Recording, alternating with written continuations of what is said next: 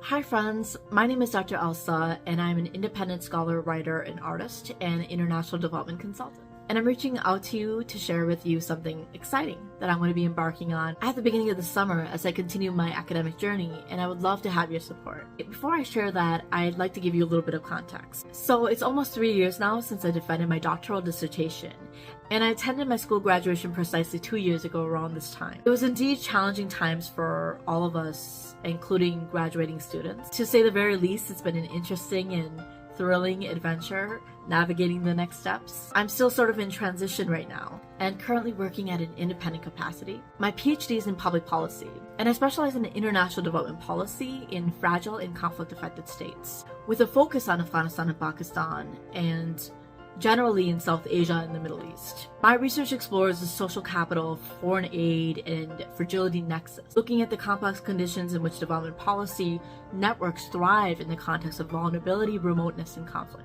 I hope to continue to support transformative solutions, ideas, critical thinking for the advancement of development policies and programs, employing quantitative and qualitative mixed methods analysis to enhance strategies within complex environments. I focus on leveraging qualitative methodologies, such as case studies, social network analysis, and qualitative fieldwork, to gain invaluable insights into the challenging dynamics of aid programs, illuminate nuances and stories, but also provide a critical lens to comprehend the socioeconomic and political landscape of the fragile regions, empowering stakeholders to tailor development interventions for optimal efficacy and impact, ultimately benefiting individuals and communities in challenging developing spaces in conflict-affected areas. My work is critical for understanding how the international community can work better with local networks and communities, building social capital to contribute to the resilience in conflict zones, and better respond to and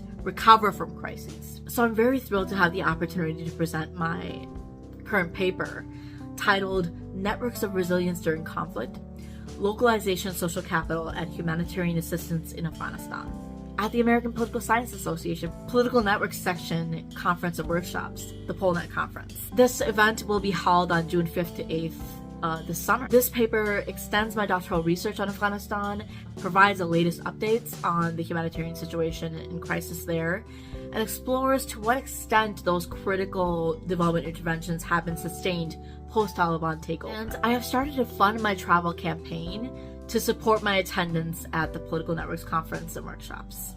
One can say this is sort of a special milestone for me in diverse ways. It's been 5 years since I last attended the APSA Political Networks Conference, and 5 years since I returned from my Pakistan fieldwork in 2019. I remember coming back from the field so overwhelmed with such a large data corpus and all that I need to do with it, and also the overwhelming burden on my shoulders to share the incredible stories that I learned from that experience. And I still feel it today. I like to quote one of my favorite writers and poets, Dr. Maya Angelou, when she says, "There is no greater agony than bearing the untold story inside you." So I was not really proud of that performance. It was just 2 months after returning from Pakistan, and I was just not ready to present the work. But I'm always someone who likes to take the leap anyway, regardless of whether I'm ready or not. And it was sort of the same mindset I had during my fieldwork experience. So I have the abstract of the paper available in the updates section of my campaign page. Recently, this past April, I presented this research virtually at a conference in Lums, Lahore, Pakistan. So this presentation will have a little more of an update on the research, particularly the network analysis, with respect to the theme of the conference. For Lums, unfortunately, I couldn't attend it in person. And at that time, while I was presenting, I was reminded about how devastated I was during my doctoral studies, that I just wasn't able to fight hard enough to make it to Afghanistan for my doctoral fieldwork, which was something that I aspired since I was a little girl, and for my academic pursuits in college, to travel to Afghanistan. I couldn't make it happen in my master's, and I couldn't make it happen in my PhD. And it was devastating that 2 weeks after my dissertation defense, the Taliban surged into power and took over Afghanistan. So the dream of completing a postdoc in fieldwork in Afghanistan became challenged as well, or practically dissipated. So that's partly why attending the APSA Political Networks Conference to present my research on Afghanistan in person means so much to me. This conference itself also holds a very special place in my heart. I first presented at the conference 7 years ago, with a poster presentation on my Pakistan case study in the ex-Fatah region. And the following year, in 2018, I helped my professor organize a conference at my school, which was a very memorable and successful conference experience. And I just remember the workshops being some of the best I've ever had. So good. So now I have a chance to return and share my ongoing research in person and to be back in the classroom again for the network analysis workshops to refresh some of those skills. By supporting my Fund My Travel campaign, you'll enable me to have a smooth and rewarding conference experience. I laid out the entire budget so it's transparent on my funding campaign page. Included in that is contingency funds. Just in case I exceed my fundraising goal, additional funds will go towards my ongoing research on Afghanistan throughout the summer as I move into my 3rd anniversary of my doctoral dissertation defense, and more importantly, the Taliban takeover in Afghanistan. This will help me continue to investigate these questions with key stakeholders in Washington, D.C., gather more secondary data, and push my academic agenda forward as I continue to position myself in the academic market, which over the last few years, as some of you may have experienced yourselves, I have found to be extremely challenging, but I'm more than determined to keep the fight going.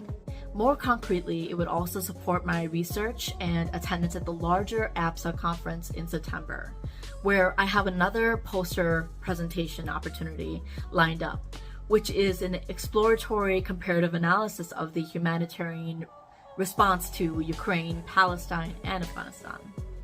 And as a visual person and artist, I naturally enjoy making these academic posters, which I haven't done for a while. So I'm really excited about doing that rather than a panel paper at a conference. Speaking of art, as a token of my gratitude, I'd like to gift my donors with paintings. And I'll share the specific paintings in the update section of this website over the next few weeks. You may notice one painting is already up there. It is an acrylic pour that I painted after the Taliban took over in August 2021. And it's really special basically because of the context and timing. This is what the painting looks like right here. This is the other acrylic pour that I painted as well at the time. Just to give you an example of the gifts that I hope to give to my top donors. So this actually connects to an initiative that I started last year called the Painting Heals Pakistan initiative, which was very successful. It was basically for the Pakistan floods that happened in 2022, supporting the relief efforts, the flood relief efforts for Pakistan. And it's an ongoing initiative that's currently inactive at the moment. I hope to restart this over the summer and extend it to other countries beyond Pakistan as well. You can certainly learn more about this initiative in the links that I have below and on my page. My journey with art and painting had begun in the middle of my PhD program and has become an integral part of my life and academic pursuits. It's something that I realize I cannot separate anymore. I have a manuscript about art and pedagogy that I've been working on, and I look forward to publishing that in the future to talk about that interconnection. So please don't consider this as a reward or an incentive. It's more like a sincere, heartfelt gift to my donors and a thank you to you all for believing in me. I also have created a Buy Me a Coffee page, and that's for more immediate contributions or contributions related to the paintings for any shipping and prepping costs. I made that page also to crowdsource supporting my artistic and independent ad hoc writing and painting journey as well as a donation link for anybody who would like to support the shipping and prepping costs of paintings for the Painting Heals initiative.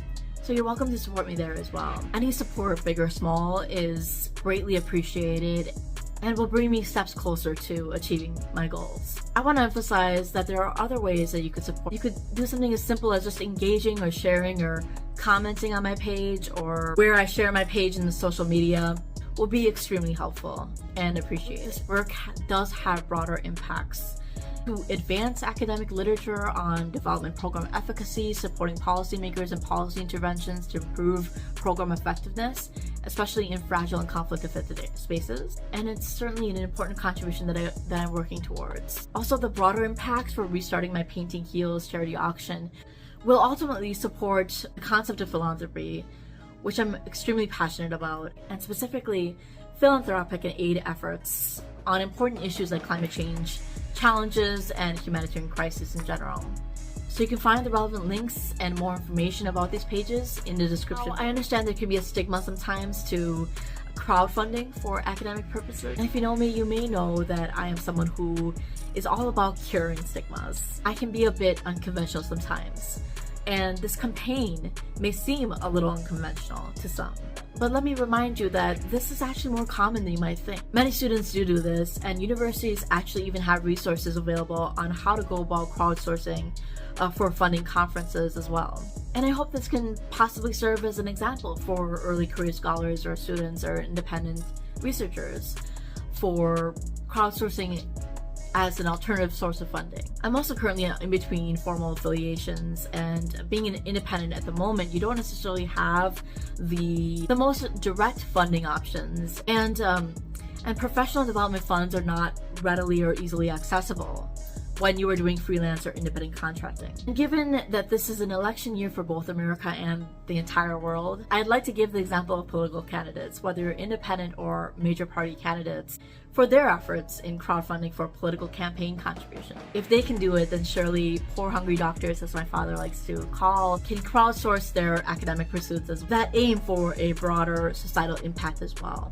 But additionally, in reference to social capital and network science, as among my specializations, I think it's also an interesting special anthropological experiment for me. Sometimes it does feel a little risky when you sense a depreciation of your individual social capital, but it can also potentially lead to an appreciation of social capital as well. And I do believe, as Noah Kagan writes, asking for help can be a superpower.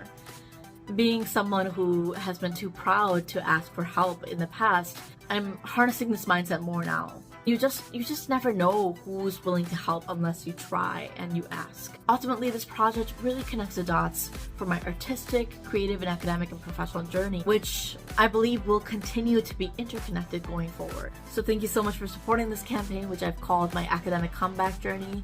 It seems really silly. It really is essentially a comeback for me. And I really think it's important to take a chance on people, especially the underdogs who have a lot of passion, but may need just a little bit of lift sometimes. I appreciate you believing in me, my work, and my journey, both academic and creative. The journey continues. And I do hope someday I can be in a position to pay it all forward to all the dreamers, budding scholars, aspiring artists, and academics as I continue to put the oxygen mask on myself. I hope that this work will continue to reveal important insights and considerations for improving community empowerment and resilience in conflict-affected and fragile spaces. Much sincere gratitude to you all, and I look forward to continue sharing my journey with you and keeping you updated throughout the summer. Thank you so much. This is Dr. Elsa. Cheers! And as I like to say, stay resilient, stay empowered, stay connected. Peace, and talk to you again soon. See ya.